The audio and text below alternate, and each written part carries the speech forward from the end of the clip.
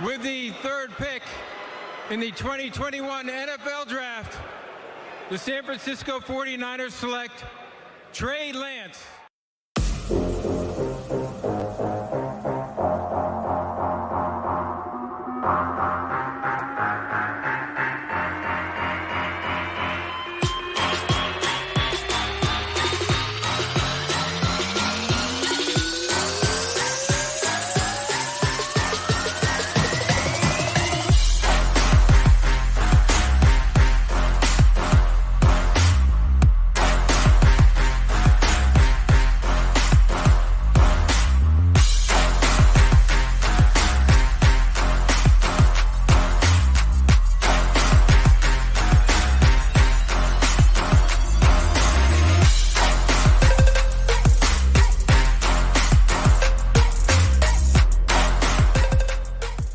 He came back from 35 to nothing.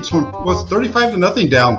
I think it was to win a game, and he was down 35 nothing at halftime, and he won the game 38 to 35. Was that in the Super Bowl?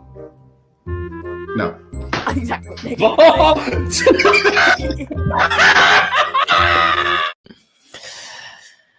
What's up, everyone? Today I have the honor and pleasure to be joined by Jamal Armstrong. Had him on a couple of weeks ago for the round table, but he's back on the channel. You know, me and him are trying to do this every other week. It was kind of hard scheduling it last week. We ran through, so we had some issues. We had some technical difficulties also before the show started, but we figured it out. All right, we figured it out.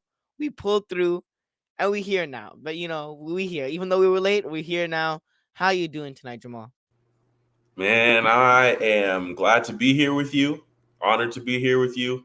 I love talking football with you. And just like you said, it's been, for me, an up and down past 2 to 3 weeks. I've been going back and forth with being sick, getting better, having little small things coming back and forth. And then, yeah, just busyness of life, whether it's been both of us really just been busy, podcasting as well, too. We've been talking, obviously, in the DMs and stuff, and there had been some conversations about us getting to a show, and things hadn't quite happened the way we wanted it to, but we're here. We're here now. I always enjoy talking football with you, and I'm looking forward to diving into what we've seen over the past, couple weeks or so and where this team is headed to. So all in all, doing well. Good day overall. Got off work a little bit early and ready to talk some football. Good to see you. Good to see you as well. But for me, I mean, this was a miserable day. Like, as a Niners fan, if the Niners win, especially as a young 49ers fan, if the 49ers win, like, my mood for that whole week is completely different than if the 49ers lose. And Mondays are always the worst. Like, right? Even if the 49ers win or lose, like, Mondays are always the worst. You are coming off the weekend. You got to wake up early. Like, you know, some people, adults like you have jobs. Like, I got school, right? Like, Mondays are obviously the worst. But when your favorite football team loses on a Monday, especially to a team that they were favored to beat, and it was a favorable matchup, and you lose by double digits, I mean, that just hurts. Then you got to go to school or work. I mean, that today was definitely not the best day for me, but hopefully the Niners can bounce back. We're still 3-3. We're still number one in the division, so can't complain too much. Now, if we were in the AFC, I would be like, oh no, like, this isn't. The Niners don't look too strong if they were in the AFC, but thank God they ain't. But at least the Niners are first in the division, and we're sitting at 500. I want to say what's up to some couple people in the chat real quick. We got Niner Gang Wolfcast. What's up, bro? Appreciate you for tuning in. Go check out his channel, another phenomenal 49ers content creator. Go check out his channel if you haven't already. We got Korean 49er, a.k.a. Kim. Appreciate you for tuning into the channel once again. Hope you're doing well. He said Kyle is proving to be an offensive fraud, 42 and 45 in 6 seasons. And then we got Bryant Culpin here, moderator of the channel. Always tunes in and shows us support. I really appreciate you for tuning in. And then we got the young 49ers. We got the young 49ers content creator at the Camper Report. Go check out his channel if you haven't already. Hope you're doing well, bro. And he said, nice new haircut. I mean, I appreciate that. Fire haircut. Homie hooked you up, bro. I appreciate that. He sure did. Let's jump right into it. I mean, the 49ers obviously lost 28-14 against the Atlanta Falcons. Now, the Falcons obviously are a better team than most people expected going into this game. And the Niners ended up losing this game. And at a certain point watching this game, I turned it off and I switched to the Ravens and Giants game. Because at a certain point, like, I'm done. Like, I couldn't sit there and watch it. It was boring. There was no urgency, obviously, in the fourth quarter. But then your team is getting killed. Like, I mean, it was not a fun game to watch whatsoever. And at a certain point, I was like, I can't watch it anymore. But let's talk about the quarterback. Obviously, the quarterback, arguably the most important position on any football team. And Jimmy G, I mean, obviously the 49ers, quarterback went 29 for 41, threw for 296 yards, threw 2 touchdowns and 2 interceptions. What was your overall assessment of Jimmy Garoppolo's performance yesterday? And do you think the 49ers lost because of Jimmy G? Great question. Great question. And it's probably a really good spot to start off as well, too. Jimmy Garoppolo, like you just said, and what's written there at the bottom, 29 for 41, 296, 2 tutties, 2 picks. I'll be honest, man. I thought Jimmy played some really good football yesterday. That might be this year for sure. That was the most on Jimmy Garoppolo we've seen this season for sure. Another time I can remember him being that. And what I mean when I say on, I mean in rhythm, getting the ball where it's supposed to go, finding the right reads, getting the ball there when it's supposed to be there on time. Now, not every throw was on time, but I saw many throws. Most of the time, I thought Jimmy Garoppolo was on. And then one thing that he doesn't get enough credit for that I think he does really well, he does. He stands in the pocket, and he is not afraid. What's going on, Minded? Good to see you. Jimmy Garoppolo stands in the pocket. He's a very tough dude, and he's willing to stand there and take a couple shots. He'll take some shots if it means a chance to deliver the ball where it's supposed to go. Now, what we saw from him this week that I think many of us had been hoping to see, and to be totally honest, it sounded like Jimmy Garoppolo said it himself post-game after during the Seattle game when Trey got hurt. He wanted to throw the ball down the field a little bit more. He's been saying that, right? And I hadn't been seeing that in the offense as much, although over the last 2 to 3 games, there's been a couple shots here and there. We were able to see that even slightly more this game. Now, when you go down 14-0, it opens up to the playbook to where you're going to be passing a little bit more. All things considered, the 49ers don't want Jimmy Garoppolo to throw the ball 41 times, and that's not specific just to Jimmy Garoppolo. They don't want any of their quarterbacks, ideally, to throw the ball 41 times. But guess what? This is football, and sometimes games go the way they did, like they did on Sunday, and you need your quarterback to be able to step up. Funnily enough, let's be fair, right? Let's be fair. Funnily enough, Jimmy Garoppolo played really solid. He had many plays where the ball got to where it was supposed to be. Now, a lot of people will look at that Ray McCloud throw deep down the field. I think that was close to 40 air yards in the air. Really good ball. I believe Ray got jammed a little bit, so the timing was just slightly off.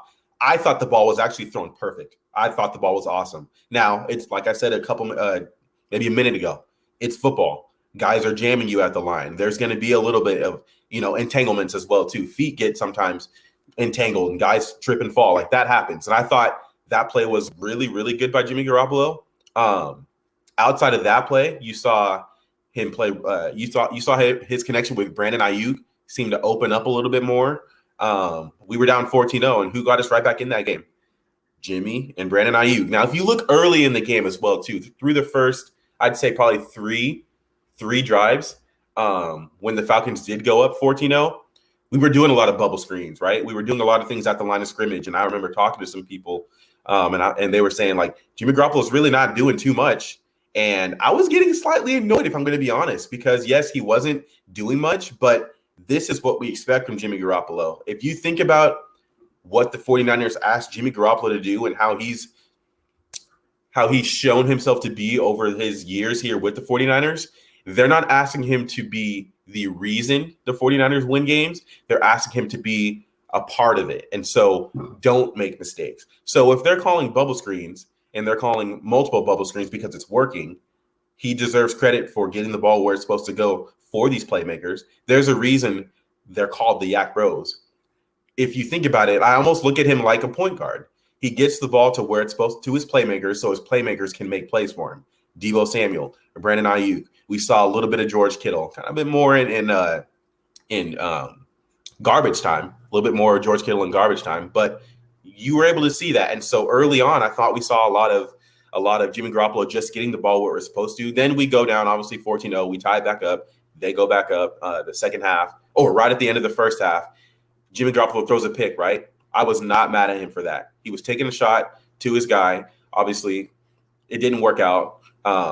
Interception there. You hope to get either PI or it goes out, and that's it, right? You hope to give yourself a chance to get some points there at the end. So I'm not mad at him for taking that shot. I'd rather him take that shot.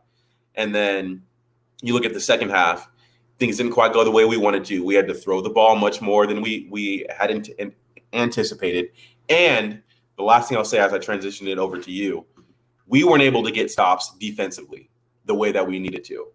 The Falcons, if the reason they won this game, they were able to run the ball all over us. When was the last time the 49ers gave up 168 yards rushing? I can't think of the last time that happened. Like, legitimately, off the top of my head, I can't think of it, but they were able to get what they wanted.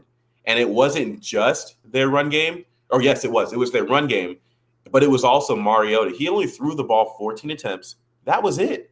But they didn't need him to throw more. And you had mentioned a game that it reminded you of, and I'm not going to mention it because I'll let you take that. I agree with you. But that was the game. If we could have stopped them, I believe they converted like 9 of 14. I believe 9 of 14 third down attempts. We were 3 for 8. So that shows me, and I watched the game, but it shows me we weren't able to extend drives the way we needed to outside of a couple. And then you look at them, they were consistently able to pick up third downs, third and shorts. They were consistently in third and shorts, and they were able to run on those. Tyler Algier had a solid game. Obviously, Mariota didn't throw his first interception his first incompletion until the fourth quarter, but that was the game plan. So they were able to run all over us. We weren't able to get stops. This is a game, as much as some people hate to say it, we missed Armstead, we missed Kinlaw. Yes, Kinlaw has been hurt a lot. I understand that. But the dude does impact the game of football, and he is a good run stuffer. So we were missing him. And we do have solid depth, but I'll say this as my last closing point. We have really solid depth, but when you're down 6 of 7 starters and then you go down 7 of 8, at some point, something gives way. This was an opportunity for the offense to step up and show us something. And in my humble opinion, it wasn't Jimmy Garoppolo's fault that wasn't able to happen. And it sucks to see. Yeah, I mean, like I said before, it was obviously a tough loss because the Niners were expected to win this game. And talking about Jimmy Garoppolo, I thought he played one of his best games of the season. Now, obviously, if you look at the stat sheet, it wasn't his best game of the season. But one thing that I loved about this game, obviously that we obviously still lost, but Jimmy Garoppolo had some really nice throws in this game. Like, really nice throws. Things that we were like, oh, Jimmy can't hit the deep pass. Jimmy can't do this. Jimmy Garoppolo, that Ray McLeod throw, there was some timing issues there, but like it was a really good ball by Jimmy Garoppolo. He put it in a place where Ray McLeod could go and make a play on it. Now, obviously, Ray McLeod wasn't able to, and that's a different story. But he put it in. He gave Ray McLeod an opportunity to go and get that football. Charlie Warner, that same thing, right? He had some really nice throws in this game. And the receivers were just dropping them left and right. The tight ends were just dropping them left and right. So I can't criticize Jimmy Garoppolo for that. The interception wasn't great. And then the first one came like at the end of the second half when he was trying to force something. But like Jimmy Garoppolo played a good game, but the receivers just weren't catching the passes. And overall, the offense just wasn't great on Sunday. It just wasn't. From the run game. If I could add just one piece, because I think that you touched on it, and I just want to hammer it home. When we watch Jimmy Garoppolo play for 3 quarters, what do we always say? Don't mess it up. Yeah. Try not to mess it up. Don't force it, right? And I don't think he forced anything. So when that interception comes up in the first one at the end of the half, I don't think that's forced. He's trying to make a play. He's trying to make a play. I didn't care. I didn't really care. I was like, all right, cool. Right. And it's the same thing with the second one. We were behind. At that point, I'm not sitting here saying don't force it. I'm sitting here saying let's make a play. And Jimmy Garoppolo was trying to make plays. And so that interception I think it went off Debo's hands, right? Bounced into the air. Yeah, the ball was slightly high. It was. It could have been lower. Like, That part, if we want to nitpick, I can say that. But at the same time, we're coming from down 14 and trying to make plays too. So at that point, I'm not going to view it the same way I would view it in like the Packers championship game or the Packers playoff game last year, right? He's rolling outside the pocket, trying to make a play to George Kittle with a messed up shoulder. That's doing too much. This is a totally different situation. We're down 14. You're down 14. Totally you have to different. make something happen, right? Like, right. And that's the thing. But just wanted to hammer that. Yeah, what really bothered me about this game was that there was no urgency in the fourth quarter from this offense, right? And it's a 2-possession game. Like, I get it if you're blown out by 3 possessions and it's a blowout. It was a 2-possession game. Realistically, with 8 minutes left, even after the interception, you go down and try to put up points and get a touchdown. You all still have your 3 timeouts left. You make a stop and you go and try to put up another touchdown and tie up the game, right? You were still in the game, right? Really, even with that interception, the Niners still had a chance to win the game. But the offense, like, there was no urgency from the offense. It was almost as if, and I said this backstage with you, Jamal, it was almost as if the Niners were up 28 and the Falcons were only at 14. Like, it was like, oh, we're just trying to stall time. Like, that's how they were playing. Wasting clock, taking 30 seconds every play, going into the huddle. There was no urgency from this offense. And that's what's bothered me. That's what bothered me more, is that there was no urgency from this offense. The running game wasn't great. And what this game really reminded me of, offensively, from a purely offensive perspective, was that Arizona game last year. Jimmy had some nice throws. We had the fumbles. We had, Ayuk dropping catches last year in that Arizona game. I can't really blame Jimmy Garoppolo for this game because I thought Jimmy played a great game. I love the deep passes. I didn't mind any of the interceptions. And a lot of the deep passes surprised me, right? Because we haven't seen it before this year. And including myself, I doubt Jimmy Garoppolo. I'm like, oh, he can't throw the deep pass. But he was able to do that. And a lot of the time, he gave the receiver or the tight end or whoever the, target was a good chance to go and make a play on the ball. They just weren't able to do that. And some of them were just flat out drops, right? So I don't think you can blame Jimmy Garoppolo for this game. And that's the thing, right? We know the way that this Niners team wins is by running the football effectively.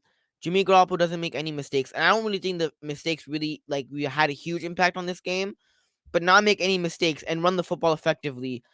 But when Jimmy Garoppolo, if he's throwing 40 times, right, there's something like you're either down in the game or something's happening.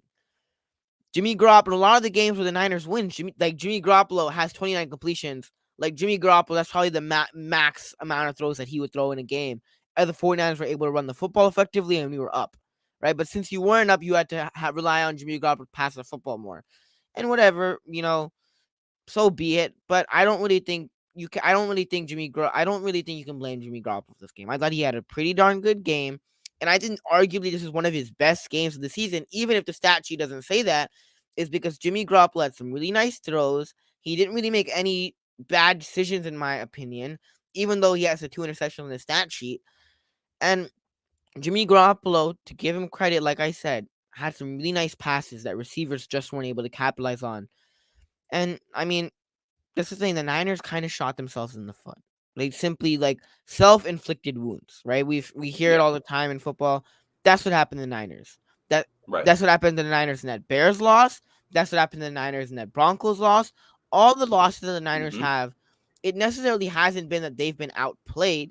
It's just been that the self-inflicted wounds. It's been, biting themselves in the foot, right? Like, just simple things that kind of hurt themselves, right? Whether that might be penalties, offense is not going, bad decisions from the quarterback, or whatever it might be. It's all self-inflicted wounds. It's not that the 49ers have been outplayed in their losses. It's just the self-inflicted wounds that have really caused this 49ers team to lose the games that they have. It's tough. It really is. Even though they're sitting at 500, I said this backstage with you also, Jamal. The funny thing is, the games that they've won, right, like the Rams game, they weren't favored in that game. But in the games that they've, lost are all games that they were favored to win in. Like, going into the Bears game, you were favored to win that game. Going against the Broncos, you were favored to win that. Not favored, but that was a 50-50 matchup. But the way that game was going, you should have won that football game. And then the Atlanta game, you were favored to win this football game. And the Niners just haven't been able to do that. When realistically, the Niners could have been 6-0 up to this point, going and playing Kansas City. You're 3-3. Is it great that you're still first in the division? Yeah, but It obviously would have been better if you were 6-0 or like 5-1 or whatever it might be. Right. But it's honestly it's just a inflicted wounds, and that's what's really hurt the Niners up to this point. And like I said, Jimmy Garoppolo, I don't think he had a bad game. I think he had a good game, and I don't really think we should blame him for this loss. Even though I've heard the Ray McLeod thing. Here's another thing I've heard about the Ray McLeod situation. Is I have different opinions on Twitter, and I heard that the Ray McLeod people are saying, why isn't Danny Gray in there? Yeah. Not right, and I could understand, right? Like even I could be like, all right, I agree to a certain extent. Like, why wasn't Danny Gray in there? He's the burner. You drafted him in the 3rd round. He's that speed guy, right? He could take the top off the defense. We saw Sure. that in the preseason, right? And that's like, if I had to criticize that play, that would really be the only criticism that I would have for that play. Maybe bringing in a Danny Gray in that when in that specific play for that specific route. Maybe have Danny Gray out there because he's faster. He's he's your speed guy. He's the guy that has the potential to take your top off the defense. But I wouldn't really blame either Ray McLeod or Jimmy Garoppolo for that play because Jimmy gave Ray McLeod the opportunity to go and make a play for the ball. So, I mean, we're 3-3. We play Kansas City next week, which I'll be honest, I'm not really confident in whatsoever going in. Obviously, I think the games at Levi's, we're playing a team like Patrick Mahomes and the Chiefs, coming off a horrible offensive performance. I really don't know what this team is going to be able to do against the Chiefs. Now, obviously, on the bright side, they'll be more motivated. But the way that Kansas City lost as well, right? Losing that game, Mahomes throws that interception. I mean, both teams are trying to bounce back after coming off a loss. It all depends on which team either executes better or which team wants it more and plays better, right? So we'll see what happens on Sunday. That's definitely going to be an interesting game. But If you don't mind me saying just one more thing too here in go ahead, regards to just this, I look at that game and I say, you know what? Like, you and I talked backstage. Football happens, right? It doesn't always go perfectly the way that we want it to. We're not always going to be able to run 40 times, throw the ball 25 times, 26 times, 27, like keep it under 30. That doesn't always happen, right? Football happens. Sometimes there's ebbs and flows in a game. You're up 14, you're down 14, you tied up. Like, those things do happen. I'm almost to the point now, because I look at that game, I'm almost to the point now where I'm like, did Kyle Shanahan almost say, all right, Jimmy, this is your chance. Show me what you got. We are down 14-0. I do need you to step up. Our defense is struggling a little bit. Like, can you go out there and make some plays? I almost wonder that, because you can look at the box score, you can watch the game, and we got out of our running game quick. We got out of our running game. We only had 16 rush attempts. Jimmy Garoppolo had like 3 of those off scrambles because on those specific plays, broken play, he had to make a play.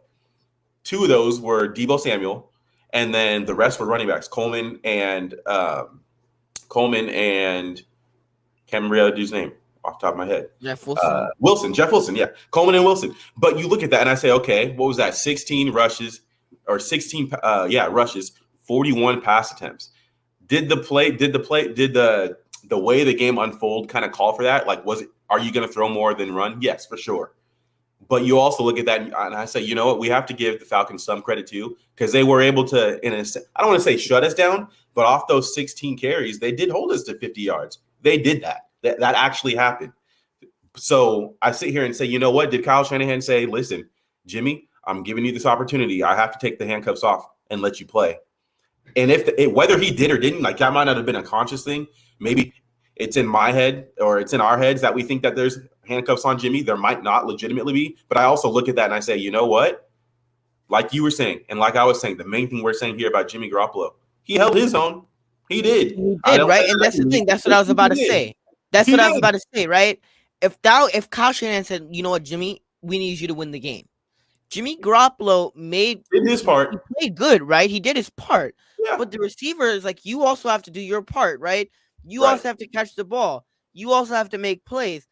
I think Jimmy Garoppolo did what he was supposed to do, and I think he did his part for the most part, right? I think he tried his best. He didn't really like make any really bad decisions or screw up or miss passes. Like, no, Jimmy did his part. And now on occasion, I will say, right, on occasion, yes, Jimmy had that beautiful pass through McLeod, and on a 3rd down, he would miss completely, and you're like, whoa, Jimmy, like, beautiful pass, right, like, beautiful pass, and you completely, like, whiffed on that one. But for the most part, Jimmy did what he was asked to do. Exactly. And I will give Jimmy credit for that. But on the top of that, like, the receivers, you also have to go out and make plays, and catch passes and do your part as well. And the offense as a whole, like they just didn't do their part. Whether that was Right. the offensive line, whether that was, the receivers, the tight ends, they just didn't do their part. And like I said, this literally reminded me of the Arizona game last year, where Yeah. Jimmy didn't have a bad game, but the fumbles with Jeff Wilson fumbling 2 times, right? The receivers not catching wide open passes that were put in a spot where they could go and make a play on it, not being able to catch it, not being able to, make a play on it. I mean, like I said, self-inflicted wounds, Right. biting Right. yourself in the foot. And that's what happens to this Niners team. It's not that they've been outplayed, but it just, biting themselves in the foot, shooting themselves in the foot. That's why the Niners have really lost the games that they've lost. Right. And it sucks because this Niners team, we know the capabilities of the Niners team. We know the potential of this Niners team. Right. It just, you got to clean some stuff up, right? Offensively, you got to clean some stuff up. I already know what this defense can do. Now, the defense, did they have a great game yesterday? No. No. They're not going to do that every week. But you can't expect that, right? You can't expect your defense every single week. And that's the thing about a football team, is that if someone's not, holding their own, or someone's not, dominating like the defense usually does, then it's up to the offense to step it up. Then it's up to the offense, hey, your defense is struggling right now. Right. As the offense, can you guys step it up, and can you guys make something happen? Right. And they just weren't able to do that for the majority of the game. You know what we call that? It's complimentary football. That's what we call that. Yeah. Sometimes, and it almost makes me think too, like you said, there was not a lot of urgency during those last 8 minutes. On one end, and you and I talked about this for just a couple minutes, behind scenes. On one hand, it almost makes you think, like, was Kyle Shanahan raising the white flag? Was he surrendering the game? I don't believe that he would do that. Right, throwing in the towel. I don't think he was doing that because I don't think he's wired that way. No. I honestly don't think anybody on the team is wired that way. But you can think that. You can have a thought that thinks like that. On the other hand, though, you could also say, okay, well, our defense has been gassed. We have been getting gashed on the ground. They ended the game with 168. We are struggling through the middle of our interior defensive line. Ridgeway, Spence. Now, they made a couple plays here and there, like they did. But at the same time, on those 3rd and 3s, 3rd and 4s, 3rd and 2s, we could not get off the field. And they would make plays. I remember a specific play. I think it was Tyler Algier. He drug Akeem Spence like 2-3 yards. And I'm just like, dang, that's the type of football game we are in right now. Missed tackle. It almost makes me think. Mid-tackle to pick up the there first was a down. play where Fred Warner was right there, and Yeah. he just misses. And I'm like, oh, my. Mm-hmm. That was a play. You make that stop, the Niners can go down and score. Like, we have a chance. Right. You missed, right? Right. And this has been a trend the whole season. We're on 3rd downs, you miss a tackle or you have a penalty or something just doesn't go right. And it extends and the drive. Offense gets another set of downs, right? Right. And we've seen it the whole entire year. Even in the Niners wins, we've seen a penalty on a 3rd down or missing a tackle. And then it gives the offense another set of downs. Right. It gives them another chance to put up points, whether that might be a field goal, whether that might be a touchdown. I mean, like I said, right? And like you said as well, this Niners team is not a bad football team. Right. And like we should be 6-0 up to this point. We really should be. Mm-hmm. Because a lot of the games that we've lost, we've outplayed majority of the teams.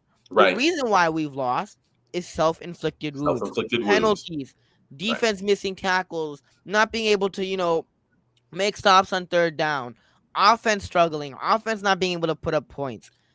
It's just like the way that the Niners lose is just tough because they're not they're not being outplayed. It's just they're kind of, losing the games themselves in a way. Mm-hmm. And that's what sucks about some of these losses. And I remember talking about it backstage, is that this obviously is still too early, but the season doesn't get any easier for the 49ers, right? Like, you have Tampa Bay, you have the Chiefs. No, like, don't tell me Justin Herbert ain't putting up points. Like, I literally had Justin Herbert tonight. Like, Justin Herbert, what are you doing, Justin? Like, all I need is something, man. Like, Justin Herbert, like, you can't tell me he only put. Oh my, Justin. Yeah, Herbert, man. Hey, that Broncos defense is good though. We knew this. All I needed was Justin Herbert to put up like 16. Oh, Justin Herbert literally put up 6. The 1 week where I just need a little bit out of Justin Herbert. Herbert, like, what's going on, man? Like, I know I know the Broncos defense is good, all right, but like not even a touchdown. Like you can't give me at least like 1 or 2 touchdowns. Damn. Hey, I'll say this though. I'm sure you want to move on to the next thing here soon. If I could close this out, what I would want all of us who's listening, myself and you, anyone who's going to listen to this later, what I would want us to take away from this was we squandered a major opportunity. And I think that you said it very well. We could be 6-0. But listen, football does happen. I would have accepted 5-1. 4-2. 4-2 was what I expected going into this week. And you look at this division right now, it's a bunch of It's a bunch of The 49ers are still the best team in the division. I look at this team, I still think they're the best team. We're 3-3. You look at Seattle, I still think they're overachieving. And I think that says a lot about Pete Carroll. He's killing it with them. Outside of our game, they've had a pretty decent high-flying offense. I'll give him that. And Geno Smith is balling out. Like, I got to give the dude credit. So Seahawks, maybe the second best team in the division. Who would have thought that, right? They also drafted really well. I'm not going to go into detail about it, but they drafted well, and their rookies are playing some really good football on the offensive line and their corners. I loved Tariq Woolen coming out of the draft and wanted him, and he's balling right now. 4 interceptions in 4 games. So he's killing it. Anyway, outside of that, the Cardinals are trash. The Cardinals suck right now. No D-Hop. And the Rams are in shambles, right? Their left tackle is out for the season now. Their offensive line has been bad. We're still the best team in the division, yet we sit 3-3 with these guys. We blew an opportunity yesterday to go to 4-2. I don't want to say there'd be no cruise control because clearly Kansas City comes into the picture this week. So it's no cruise control, but you put yourself in good standing. Guess what? You already have beat the Seahawks. And I still think we can beat and win the division. I'm not saying we can't. I don't think that we should freak out. But there's legitimate questions. You can have questions. You can sit here and say, like I'm still saying right now, what are the 49ers? We're too talented to be this bad, right? We're too talented to sit here at 3-3. But we said this, I would have told you the same thing last year. We're too talented to be 3-5. We're too talented to start this season with Jimmy Garoppolo sub 30% on third down, right? And then we make a run the second half of the season and go to the NFC Championship. Can I sit here and still say that? Yeah, I can. But that doesn't mean that I should sit here and be comfortable about it either. Yeah. There are legitimate concerns this that this Niners team and there's injuries that are in the way right now. Yeah. We're better than our record says, no question. Yes, we're definitely better than the record. At the end of the day, your record is what your record is. Yeah, and like if this Niners team makes the playoffs, like this Niners team can beat anybody in the NFC, right? That's how talented and that's how much potential this Niners team has. So let's say you go and face the Eagles in the playoffs, NFC Championship game, like the Niners really can beat the Eagles in the playoffs. Now, are there question marks? I think that's a great matchup. I think we match up really well with them. Yes, and they do too with us. Yes. Are there question marks, right, at this point of the season, at this point in time? Yes, there are question marks. But this Niners team, with everything if everything goes right and we're healthy, like this Niners team can beat anybody in the NFC. Straight up, right? Whether it might be the Rams in the playoffs, Buccaneers in the playoffs, like this Niners team has a lot of potential. We've seen the flashes this year. So this Niners team, like if they make it to the playoffs, like they can go on a deep playoff run. Right. They really can. Even if the record is 3-3 at this point, like they can make a deep playoff run. And I agree with you. My expectations after this Atlanta game was to be 4-2. Right? You lost those 2 games in the beginning of the season, but 4-2 were the expectation.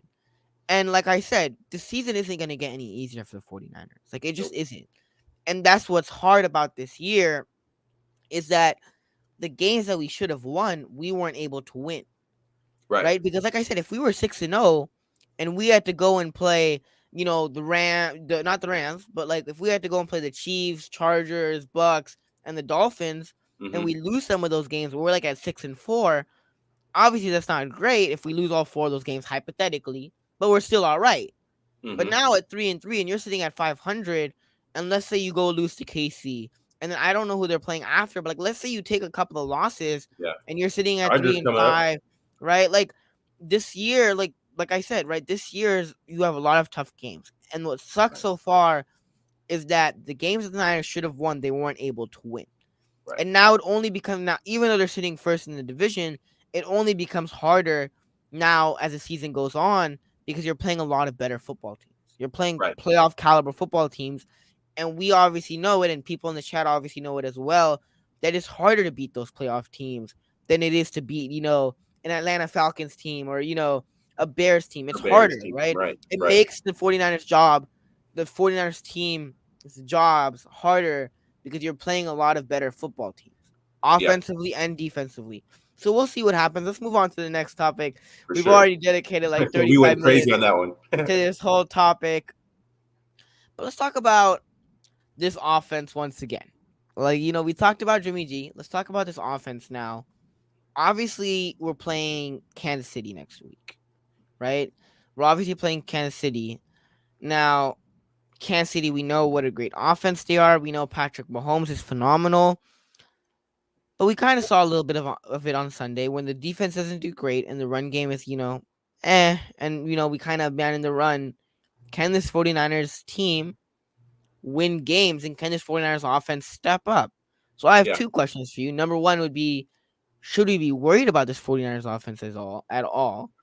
And the second question is, if the defense hypothetically does struggle, which in some of these games, like I mentioned, it's going to be harder defensively to neutralize some of these offenses or to limit some of these offenses because of how much talent they have at the quarterback and receivers and everything.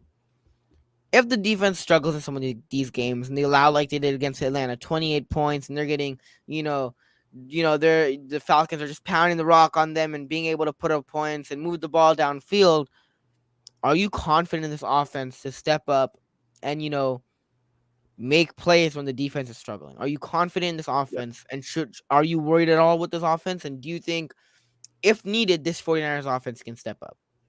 Great questions. I like it. It makes you think, too, because, I think we'd be lying if we said you couldn't be worried. Should we be worried? Yes, in a sense. And it's interesting, too, because I look at, we just talked about Jimmy Garoppolo, right? We just talked about him for about 30 minutes, legitimately. And we were giving him praise. We were saying, good, he had a good game. I look at that, but then I also say, can I expect that every week? Can I expect that there's going to be balls on time? Can I expect that he's going to be able to limit the amount of throws that are going to be thrown into double coverage, triple coverage, high, low, tipped passes that go for interceptions? Can I expect him to play the type of football that's going to lend itself to bigger plays, right? And you had mentioned the Cardinals game last year when we got down. And I was actually going to mention this earlier too, but I think it applies to right now.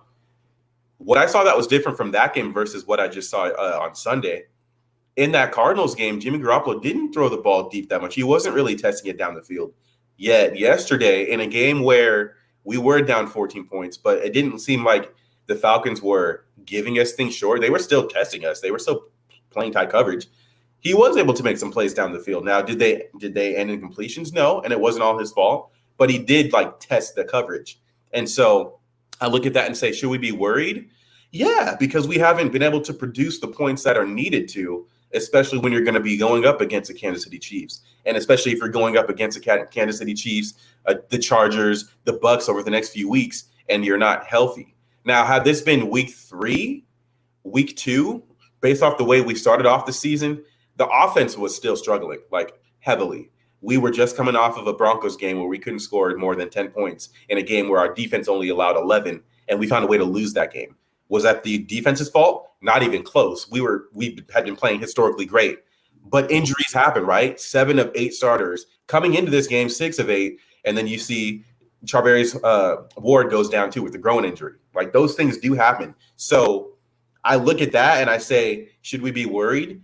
Yeah, but I'm also looking at this saying, I don't know if I should be thinking this, but I'm saying are we turning over a new page with Jimmy Garoppolo to where, and like I mentioned earlier, because we're going to have to, and I don't want to go super deep into this, but you have to give Kyle Shanahan some credit because he did turn over the page and turn over the leaf to Trey Lance, which would have helped out the run game. I think we were averaging almost 6 yards a carry in the run game. With Jimmy Garoppolo, it's back down to about 3.94. With Jimmy Garoppolo, he's not much of a threat to use his legs, which helps out offenses. You look at the Eagles, you look at the Ravens. I know they're 3-3, but those teams, their offenses run well because of being able to stay ahead of the sticks and not only relying on your quarterback, or if it's not working with your running backs, you have the threat. Not that you want to rely on your quarterback, but you have that threat, which gives a little extra pause, which allows a little bit more room or a little half step overthinking from the other linebackers which just holds them just a little bit, allows yourself to make some plays. Like we aren't getting that with Jimmy Garoppolo, but Jimmy Garoppolo's been playing solid football. I mentioned that because we can't rely on that now too. So at the same time, as much as we can't rely on that, I'm almost thinking like, is Kyle Shanahan thinking because of out of necessity, out of emergency, I have to open up, I have to break the glass and do this. Are we going to continue to see more down the field shots from Jimmy Garoppolo? I hope so, because I'll say this too. I think we're seeing the most zip on Jimmy Garoppolo's ball since 2017. I'm not saying he's playing exactly like he was 2017, the way he's commanding the offense and the extra bravado that he had. I'm not saying that, but the way he's throwing the ball, I remember watching that game on Sunday thinking, he's slinging the ball, like he's slinging it. And that was only 2-3 weeks ago that we were watching the Broncos game, and it looked like he was still kind of rounding into form and struggled, right? But he does bounce back. So can I sit here and say, are we worried about it? Yes, because legitimately we've not put those points up. But there has been some missed opportunities as well, too, if you dive into the plays, into the Warner play that he dropped. That would have led to some sort of points. I'm not saying it would have been 7, but we were driving, and that was on the Falcons side of the field. Could that have led to 3? Yes, potentially. Same thing with the one to Ray McLeod. That would have had us, I think, inside their 30 on that specific play too. Might that have led to points? Potentially. I would hope at least 3. That makes it a one-score game at that point. 28-20. Had you got 6 points, just field goals on that. Does that change the way that football game is played? Maybe. Potentially. So I look at that and say, are we worried? Yes, because there hasn't been the production. It hasn't been there. But I'm also thinking the way the offense is starting to click in terms of the ball getting to where it's supposed to be, I think is good. If I were to say this in a one succinct way, I'm more confident in our pass catchers catching a ball that's on time than I am from Jimmy Garoppolo playing as well as he did yesterday. And that's not a shot at Jimmy Garoppolo. I'm not trying to take a shot. What I'm saying is I don't think our pass catchers are going to play – I don't think our pass catchers and our team is going to play as lackadaisical as they did on Sunday. And I don't think they're going to continue to make those same mistakes as they did as well too. So if both things come back to the mean and Jimmy Garoppolo can continue to play solid football, limit those turnovers, and our pass catchers and the rest of the team can do their part, I think this offense can get back on track. I do think the defense can struggle, but at the same time, it's trending more towards like we're going to have some guys coming back. Trent Williams I think he's scheduled to play. He's on track to come back to play this week. I believe it's the same with Charvarius Ward and Mike McGlinchey. I believe they're listed as day-to-day right now. I would say, based off of what I saw, I'm not sure Mike McGlinchey's going to play. He looked like he was in a lot of pain, and it was that calf as well, too. So I don't know if he's going to play. I would say Charvarius Ward probably will play. I don't know that for a fact. A groin injury is interesting, but it's looking like he'll play. I think he'll probably be back.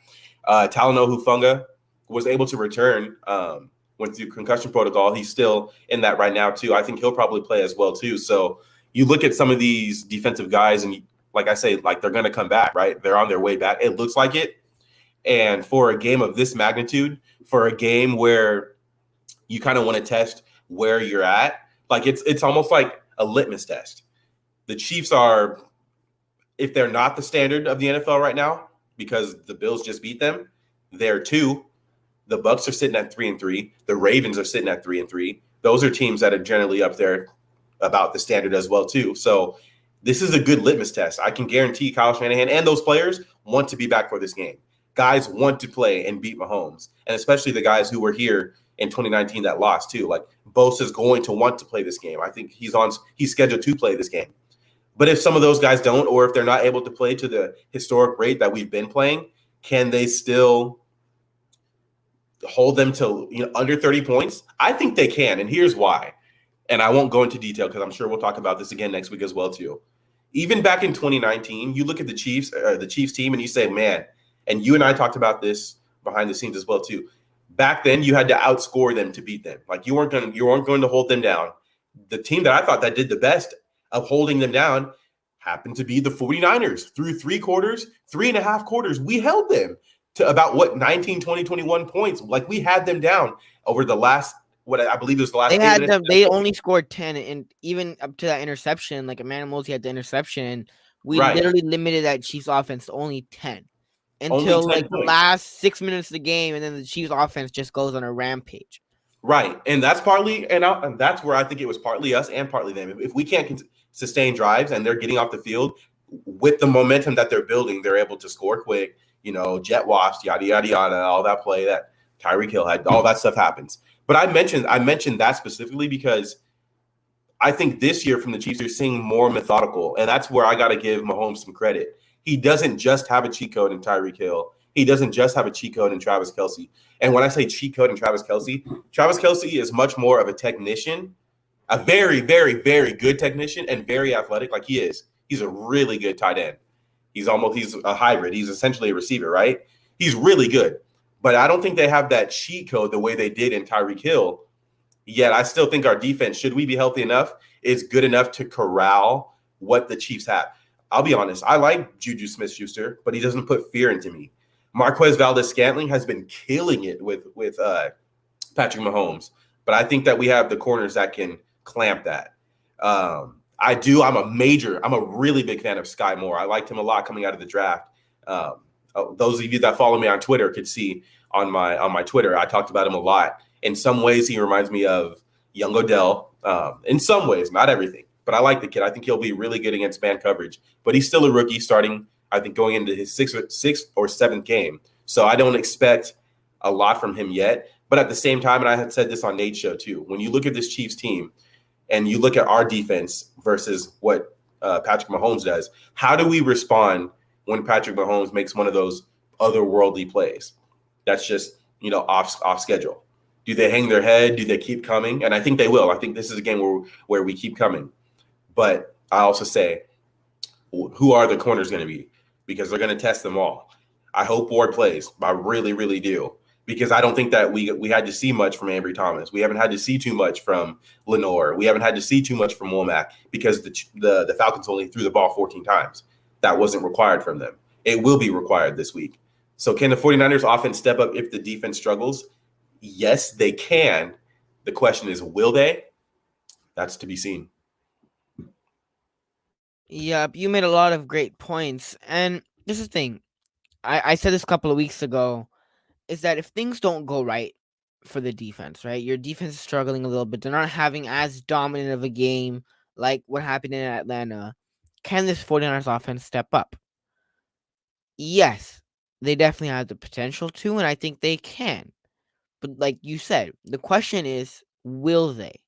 Will they be able to step up? Will they step up? Right? Not will they be able to, but will they step up when needed? And that's the question mark. Is that against these teams, right? In 2019, like I said it backstage, and you also mentioned it, is that the way that you literally could beat that Chiefs team is to outscore them. Otherwise, it was really hard because they would drop 40 on you every Sunday, and it would be easy for them. And like we know what Patrick Mahomes can do. We know what this Chiefs offense can do. Do I expect the defense to be good on Sunday? Yes. But obviously, it's going to be hard to limit, Patrick Mahomes and that Chiefs offense to like only under 10, or that Chiefs offense is going to put up points. Now, however, we don't know how many points, but I think I would at least be confident to say that Chiefs offense will at least put up 15 to 20 points on us. I could really be confident in saying that just based off what I know about this Chiefs offense, what I know about Patrick Mahomes, what I know about Andy Reid, like this Chiefs offense will do their thing. My question mark, and it's not even just against the Chiefs, it's against these top 5 offenses or elite offenses. The Chargers are obviously struggling right now, but we know with what that potential of Herbert and what that offense can do. We know what Tampa Bay can do, even though Tampa Bay hasn't really been dominant offensively, but that's still a tough team to beat. What can your offense do if needed? And if they're needed to step up, will they step up? And that's the question mark. There's a lot of cans, and what I mean by that to this offense, there's a lot of cans. And what I mean by that is that there's a lot of what ifs with this offense. Is that can Jimmy Garoppolo play smart complementary football? Can the offensive line protect? Can the offense do their job? There's a lot of what ifs and cans when it comes to this offense. I'm not worried about this defense. But the thing is, in certain games like this week against Kansas City, the defense will try their best, but we know Kansas City's going to put up points. But it's up to the offense to say, yes, your defense is probably not going to have as dominant of a game like they've been having the rest of the season. What can the offense do? Can Jimmy Garoppolo step up? Can Deebo Samuel step up? Can this offensive line step up? Can the offense as a whole step up? And when they're needed, can they do something? And that's the question mark. I think they can, but the question mark is, will they? And will they be able to do it? And like I said, the what ifs on the offense. Will Jimmy Garoppolo in those occasions make mistakes? Will he play smart complementary football? Will the offense as a whole do their job? I think they can. It just will they in that situation?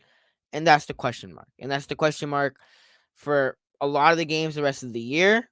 And that's the question mark, especially looking at this Chiefs game, is that I think they can. It just will they will they do it on Sunday? Will they execute if the defense is struggling or not having their best game? I think they definitely can. It's just will they, like you mentioned, Jamal. Oh no, Jamal's gone. Oh no. All right, moving on to the next topic, which is not really Jamal. Oh no, okay. Jamal's not here. I was gonna ask him a very interesting question about his Los Angeles Dodgers. But let's talk about you're back. All right, cool. We're taking a break from, the 49ers talk for a second. And a couple of weeks ago, or at least a couple of months ago, I found out that you were a Dodgers fan. And instantly I'm like, he's such a nice guy. He's a Niners fan. He's so nice. But he's a Dodgers fan. It's he's on the dark side when it comes to baseball. I am a Jedi and he is a Sith in the baseball universe. He's on the dark side. But all I can say is, what happened, man? Man. You were the father of the Padres. You own the Padres the whole regular season. You signed Freddie Freeman. You guys are one of the you guys have one of the highest salaries, and you guys have you guys 300 million something. What happened? You guys were this was supposed to be your year. Dave Roberts even came out and he was like, we will win the World Series in 2022.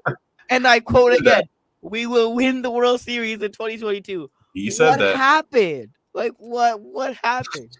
They crumbled. They folded. They straight crumbled and they straight up folded. That's exactly what happened.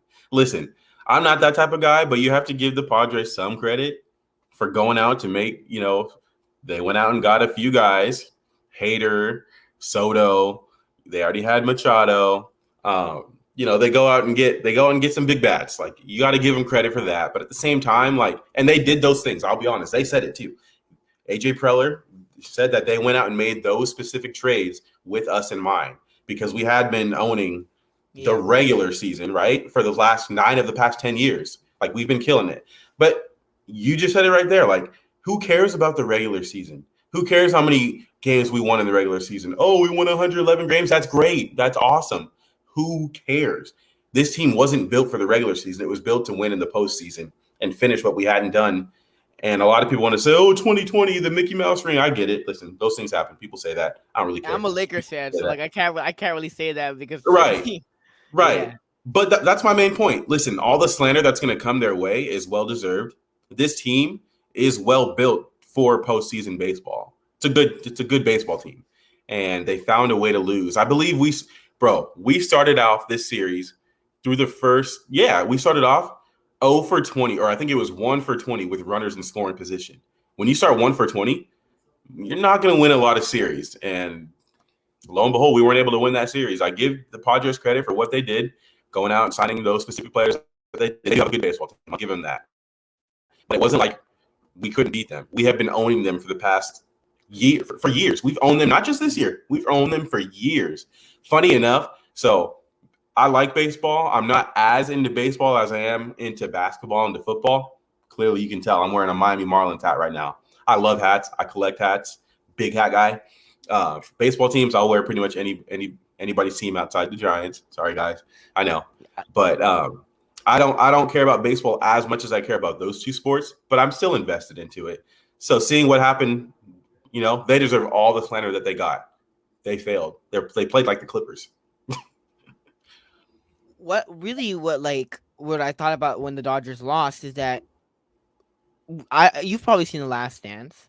When Mhm. when they had that whole run, right, like 72-10, what do they have on their shirts that playoff series? That playoff run. It don't mean a thing without Don't the mean ring. anything. Who Right. It cares? don't mean a thing without the ring.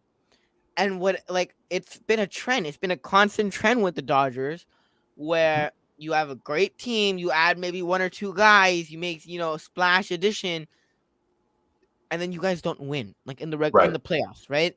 Right. Have a successful regular season, win over 100 games, and then when it comes playoff time, it just doesn't happen. Right. And that's the thing, right? Like you mentioned it, regular season, you guys own the Padres in the regular season, even after they got Soto. Like you guys were beating them with Soto, with Josh Bell. But that's the thing. I forgot the player that you mentioned, but the moves that they made were to beat the Oh yeah, Josh Hader. Padres, right? Yeah. Hmm. Josh Hader signing. You look Yeah. at obviously the Huge. Soto trade, Great right? closer. Yeah. What they brought, what they traded for, and what they added during the season was to beat your team. Right. And And they they did don't it. even have Fernando Tatis right now. I And they know. still beat you guys, right? Which is like funny. But like, what's gonna happen next year? We'll see what's gonna happen as the years go on. Hopefully my Yeah. Giants will go out and get Trey Turner or Aaron Judge.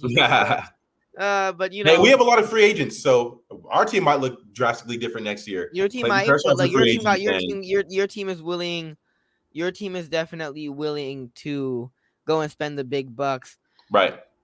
Shout out to Bay Area Sports Podcast. Go check out his podcast if you haven't already. He said, "Can you shout out the channel, Yeah. please?" Yeah, man. I'll definitely, Check man. him Go out. check out his channel if you haven't already. Bay Area Sports Podcast. Go subscribe to the podcast if you haven't already. Go check it out right there, Bay Area Sports Podcast. So go definitely go check that out. I appreciate you for tuning in, bro. Hey, one thing I wanted to say too, I respect all your faithful followers that always come on. Very interactive in the comments. I love it. I appreciate think that, it's man. great. You guys That's are the thing. awesome. Keep it up. That's Amin the is thing. the truth, man. Hey, This kid man. right here is amazing. Oh, Hey this man, way. I He's amazing. appreciate that, but what I really do this because I enjoy it, and what makes Absolutely. it enjoyable is because I enjoy sports in general. But having an audience where I get to sit down and have a platform to talk with a bunch of Niners fans, right, Lakers fans, Warriors fans, Right. but like whoever it Lakers. might be, right. The chat is what really makes this enjoyable for me. When I get to Right. hear people's comments, hear their opinions, like Mhm. that's what Ask makes it really questions, all that. It's right, super ask interactive. We love questions, it. right? That's what makes this really enjoyable for me. Like sitting on a show, just talking about myself. Nobody's in here. Me and you doing a show. Like it's obviously fun, Right. but what really makes the show for me personally is like the chat. So whenever the chat gets involved, they're putting in their comments, they're sharing their opinions, they're asking questions. That what really makes the show, elevates the show to another level Yeah, more for than sure. me just sitting here with the microphone. So definitely you gotta give a huge shout out to the chat. Obviously, David McNew, Shifty, everybody who just tunes in on a regular. Bryant, Yeah. like, I appreciate everybody's support. Definitely means a lot to me. And the show I would appreciate it, not by the be way, the same too. I without believe you. Shifty said that he subscribed to me or You followed subscribe me. to your I channel, yeah. appreciate that, man. I appreciate that a lot. Or lady. No, Shifty's a guy, man. Okay, for sure. Shifty, yeah. But that basically wraps up the show, man. Like, I gotta hop on to Straight Out of the Bay on Bay Area Baller 18's channel. So if you're on here right now, swap over. Go check out Bay Area Baller 18's channel. We are doing Straight Out of the Bay. I think they're already live, but we're gonna go live there right now. I appreciate you for joining me, Jamal. We definitely didn't get through all the topics, but I mean, we got a pretty good show talking about the offense with Jimmy Garoppolo for almost a whole hour. Yeah, that was awesome. What are the odds, right? Like in the offseason, like we were all fed up about Jimmy Garoppolo. Like let's not talk about it no more. Like he's gonna be off the team. Like let's not talk about Jimmy G anymore. And we just did a whole hour podcast talking about Jimmy G. Jimmy Garoppolo, the offense. Like what are the odds? Just how the Niners season. Like I mean, just how the Niners season, things haven't gone their way. Yeah. Same thing with just like right now. Like things didn't go the way that we expected them to go with Jimmy Garoppolo, and he's on the team, and a lot of podcasts are still talking about him. Mm-hmm. But I appreciate you for joining me, Jamal. Right. And if you haven't already, go check out Niner Nate's Nonsense. Jamal goes on there. Good. He's a co-host there.